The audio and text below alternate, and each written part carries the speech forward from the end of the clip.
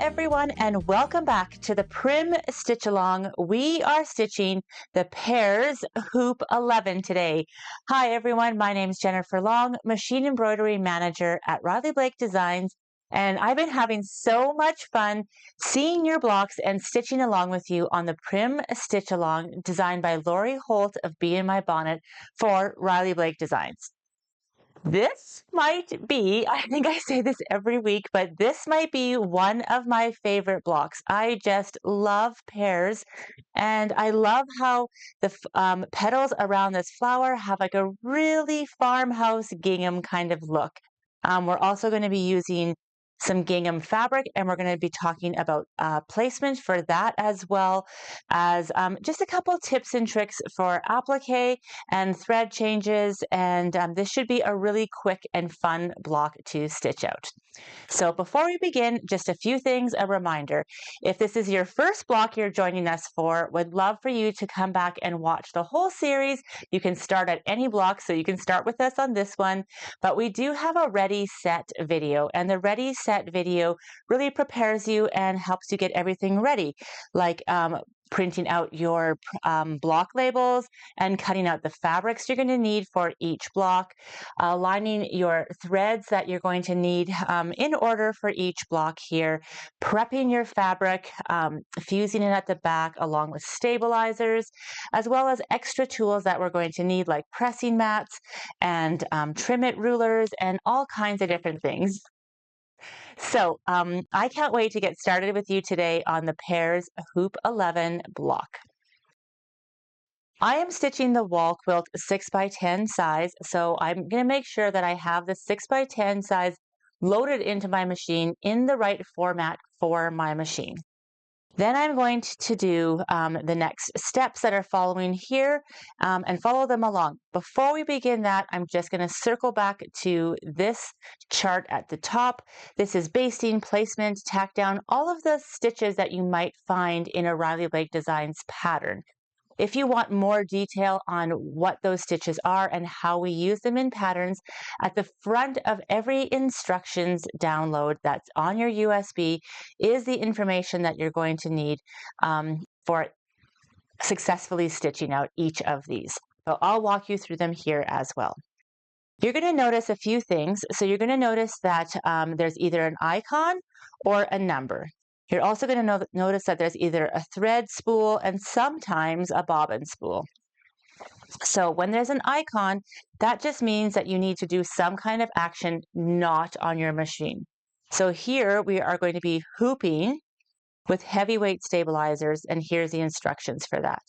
As we move along, you're going to notice that there's a number which correlates to the number on your machine, and it tells you right underneath what you're doing. So it's usually one of these stitch symbols. Sometimes underneath there's also a thread call out, and that's going to tell you if there's a specific thread that you need for that step. If there isn't a thread call out, that means that the thread will get hidden behind either fabric or a cover stitch, and you can choose the thread of your choice. I like to line up all my threads in the order that they are going to appear, and I've actually loaded up the first one, so thread 12, on my machine, and I'm going to stitch out those first few with that step, with thread 12. All right, so let's begin. The first thing we're going to do is hoop that stabilizer. I always love to do it on a flat surface. So make sure you have enough room around you, separate your hoop, and let's begin.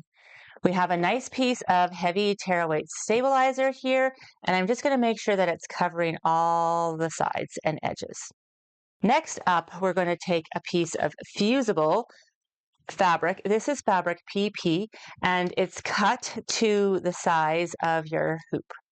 A little bit larger than your hoop, and I'm going to just try to make sure it's as straight as I can have it.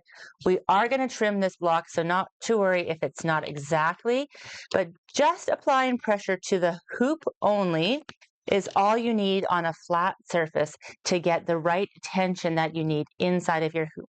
There's no need to come and pull on any edges here, just to push along on the hoop. Once that's in place, that's when you're going to tighten your hoop. Good. And it's ready to go. All right, so let's begin stitching, shall we? Step number one is a placement stitch. You're going to notice that this doesn't appear on this picture in this spot of the block. That's because for best use of this block in most hoops, we've actually rotated that design. So the design is actually going to be sitting this way in your hoop. So this is going to be the bottom of the stand where the pears are, and it's rotated 90 degrees. So just wanted to point that out to you. All right, let's put this inside our machine and stitch out step one in the thread color of your choice to find out our placement stitch.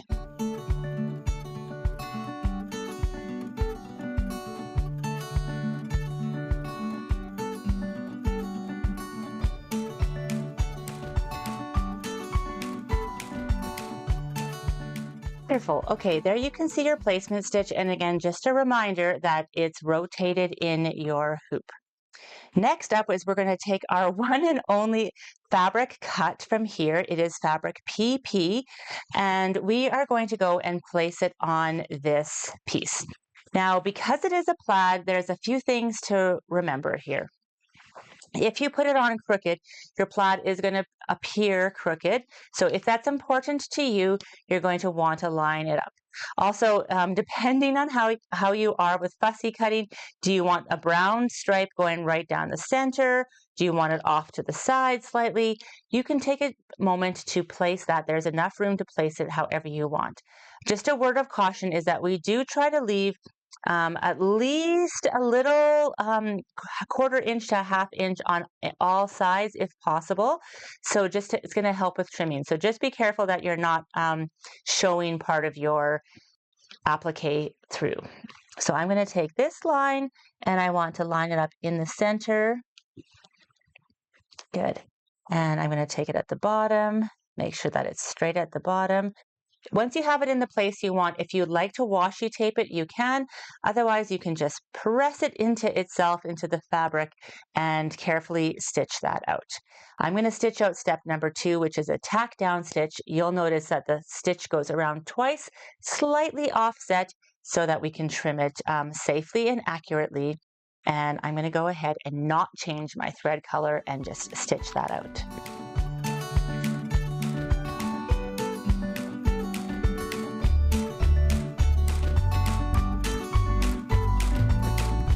Great, let's come in a little closer and just see exactly how that's stitched. So here you can see that there are two rows of stitches, and there is one on the inside and then one just slightly on the outside. And what they do is if you accidentally trim, because we want to trim as close as we can, if you accidentally trim that outer one, you have that inner one that will still hold your fabric. As you can see, I was trying to fussy cut this dark line down the center, and it looks to be like it's not too bad. It looks like it's in a really good spot. If you aren't happy with how yours is, now is the time to change it. You can carefully use a seam ripper and take that out and try it one more time. But really, this is where character all comes from. So have fun with your placement of your fabric. Okay, so we are going to take it out of your machine in order to trim it. We're going to trim it flat on a table, which gives us the most accuracy and as close as we can get. And I would like to just remind you to keep turning your hoop as you're trimming so your wrist and arm always stay in a fairly comfortable position, and it gives you the most accuracy with your trimming. Also, if you're using a curved applique scissor, that you just tilt it slightly up so you're kind of going along the flat there, and use the tips inside the corner to just make small little scissor movements as you want to get as close as you can. The second tip is to pull this fabric. This is why we give you a little bit of extra fabric. Pull that fabric just gently, and that'll help you get in nice and tight to your design. All right, you can cut that piece off, and then you're going to rotate around. Again, here, get as close as you can. Rotate as close as you can.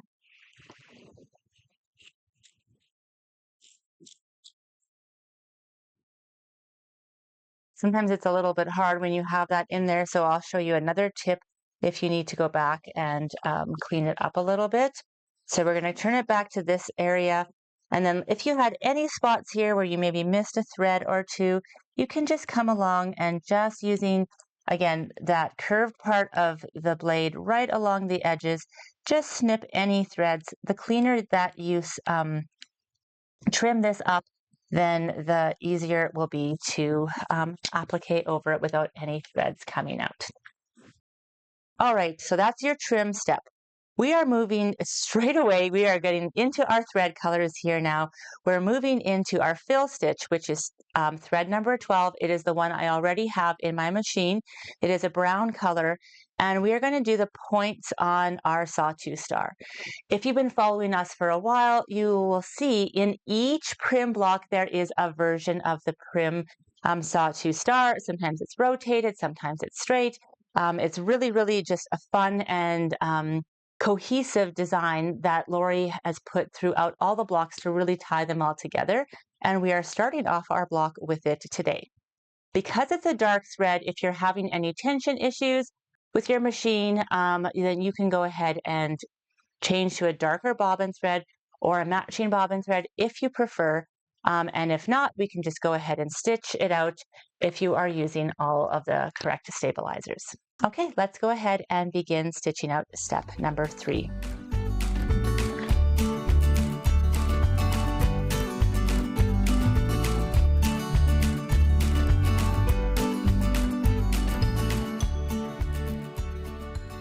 Great, so far we have the pear tops, the stars, and the applique on there. Now I turn my trimmer on my jump stitches off just so I can do it with you and remind everyone who doesn't have a capability on their machine where and how to trim these. So we do them after every color here, and we just take a hold of that thread and get as close with that curved applique scissor as you can to the thread. And a good reminder is just to also do it on the back side. If you already have yours trimmed, you don't need to remove it from the hoop unless you want to clean up the design on the back, depending on the type of machine, how long the tails are for your trimmer. So it's not a bad idea to every once in a while just trim them off and keep your design nice and clean. All right, so this one's going to be really fun. This is step 4. We are going to do both a cover stitch and a fill stitch because we are going to create that top of this stand, this cake stand or pear stand here out of thread. So really exciting. We're going to use thread number 3 and we're going to switch it in our machine here and stitch out step number 4. Before we begin, this is a great opportunity just to make sure that your design is clean and that all the threads around the edge are how you want them to be, as trimmed and as close as they can. Okay, let's go ahead and switch for thread number 3.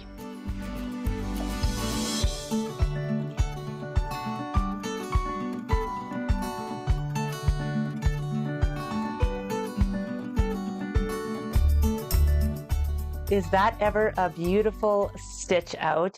It looks almost like diamonds. Let's take it out and enjoy.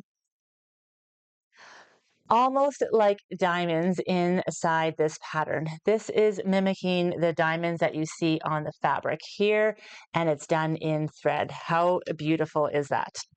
Okay, moving right along to step number 5 here, we're going to use thread color number 5, and this is the first pair, the pair that's over on its side. It's just a fill stitch, and this is actually like applique with thread, if you will. So there is no fabric in here. The design from the pear is actually happens through the design happening through the thread. So it really is like magic, and the thread becomes the star of the show. So let's go ahead and change this to number 5 thread and step number 5.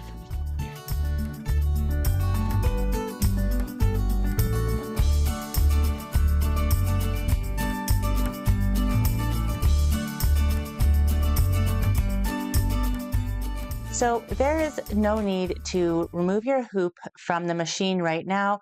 All we need to do is just simply change the thread color to thread number 20. This is the second pair. It is a slightly darker shade of yellow, and it lays over top of the first pair to really give it dimension, not only in the color changes of the thread, but also in the texture of the embossed design. You're going to really see how they play well together over top of each other.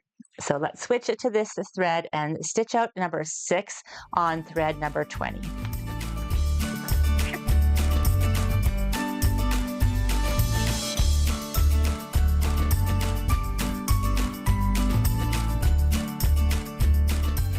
If you want to zoom in there with me and take a closer look at some of the detail on that thread. Look how it's shimmering and how all of the designs play together.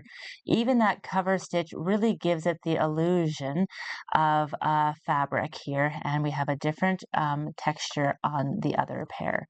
So beautiful and fun. All right, again, no need to remove it from the hoop. Let's just move right along, and we're going to switch to thread number 8.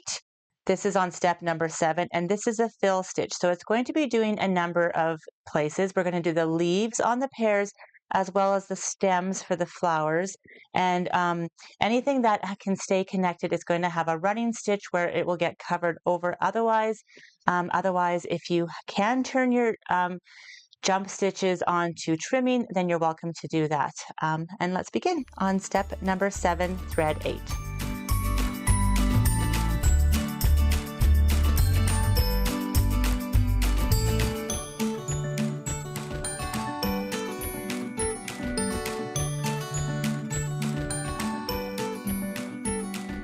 Take a look how it is coming together so fast and quick.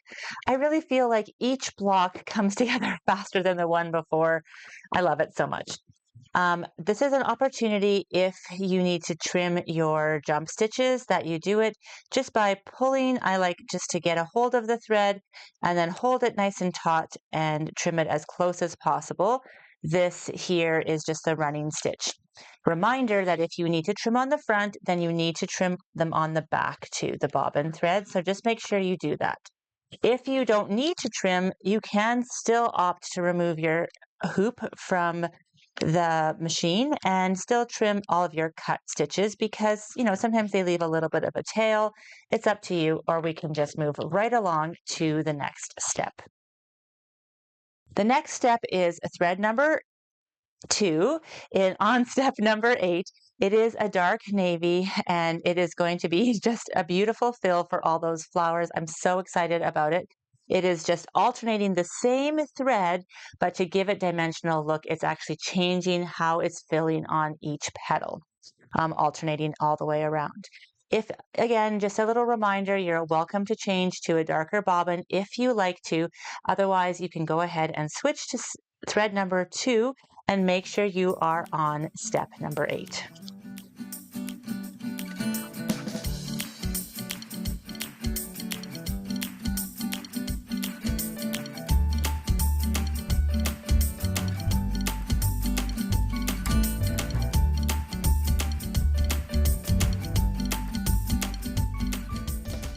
Wow, it's really coming together. Amazing. Look how adorable. This really feels like it's behind this pair, doesn't it? And this really feels super dimensional. Okay, so no, not necessary to pull it out unless you need to trim that jump stitch between the two flowers on the front and the back, please.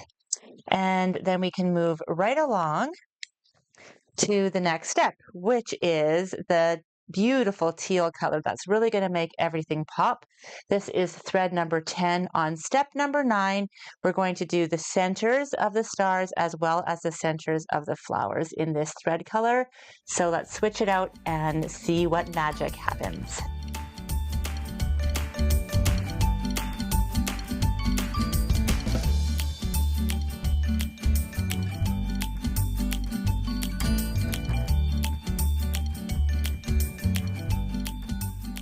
All right, here we go. Next up is just trimming off those threads if needed.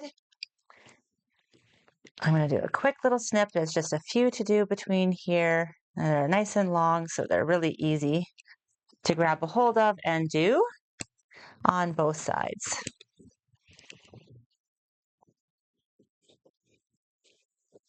The last color change that is required of us is on step number 10 here.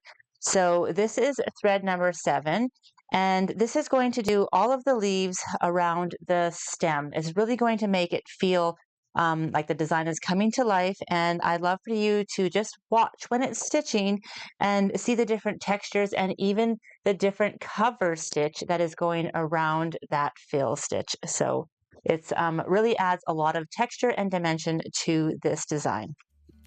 Thread number 7 on step number 10.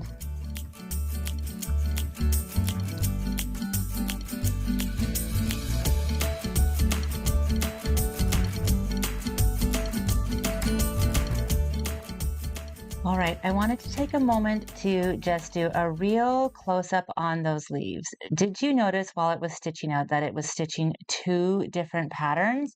You can see here that it has kind of like a wavy line with this cover stitch on 1, 2, and 3, and then a very different kind of a square pattern with a different cover stitch around on these 2 leaves.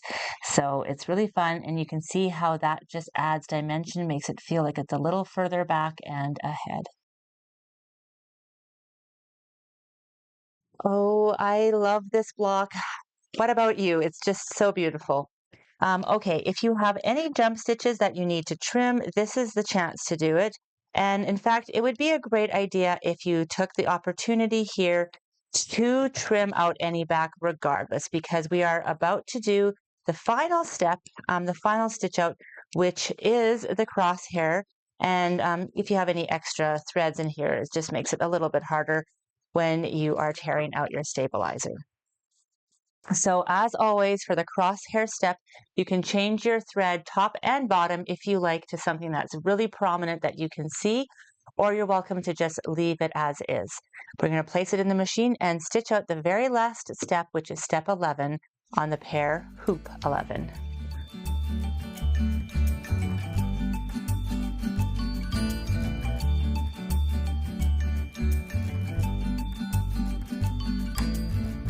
And just like that, your block is complete.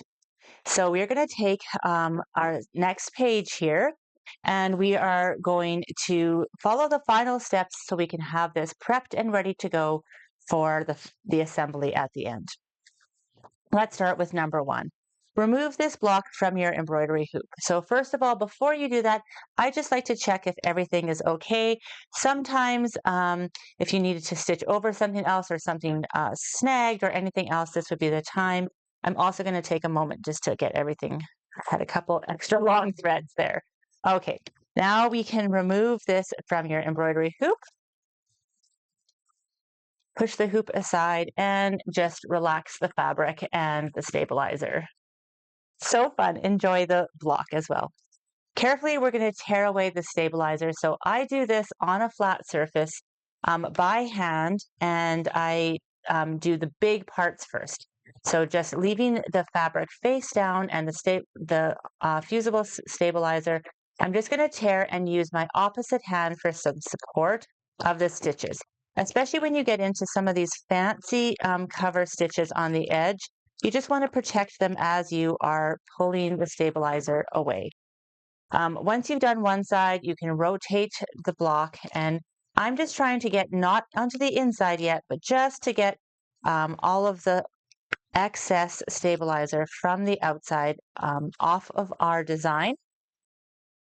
All right, good. Now we have stabilizer in the center. You don't want to leave this in here because it makes your whole quilt feel a little stiff. So you can take a couple different tools. Here I'm going to use the Bluebird point turner just to stick it underneath and lift it up. Especially any pieces that are on the inside, I feel like it does a great job of just sliding in. I don't have to use my nails to do that. It just slides right in. Anything that's wide and flat, it's a great tool for that, just the way it's shaped and how it's moving. And then you finish step number 2. The third step is to press it. We are going to press it on our pressing mat. I'm going to move it over here. I'm using a wool pressing mat and a Jill Lily pressing pad on top and my Aliso iron.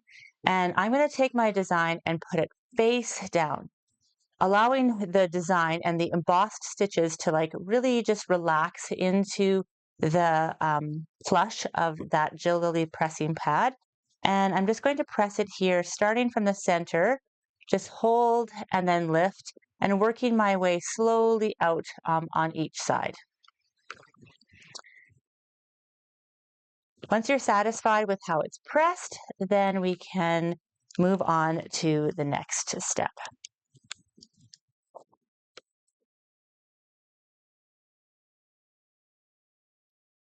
This is the trimming step.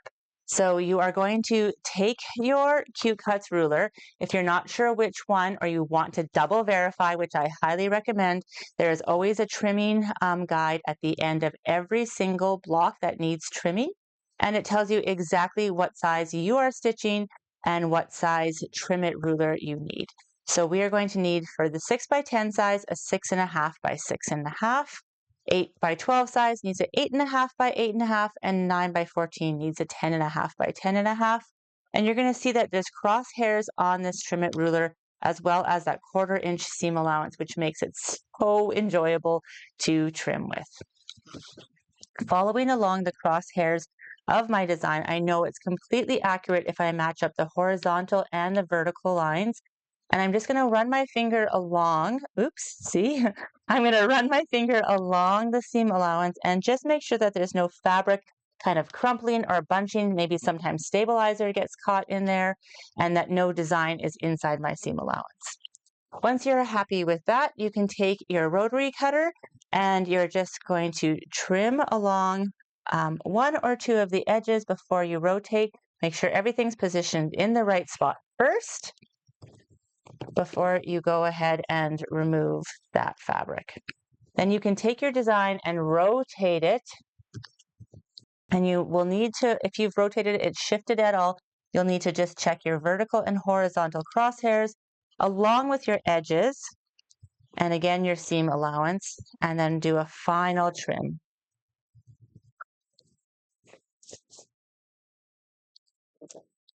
All right, ready for the reveal? Slide that over. Look at that beautiful block. So much fun. Okay, the very last step is to gently remove these crosshair stitches.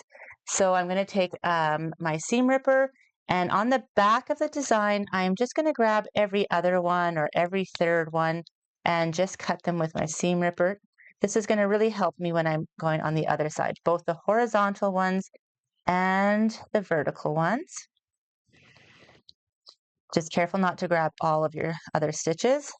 Flip your design over, and when you pull it out, you should be able to just grab a lot of that, and it just gently pulls. Don't force it at all. You can just take your time and work it out. Some of the bobbin thread is coming out to the top, and I'll just remove that.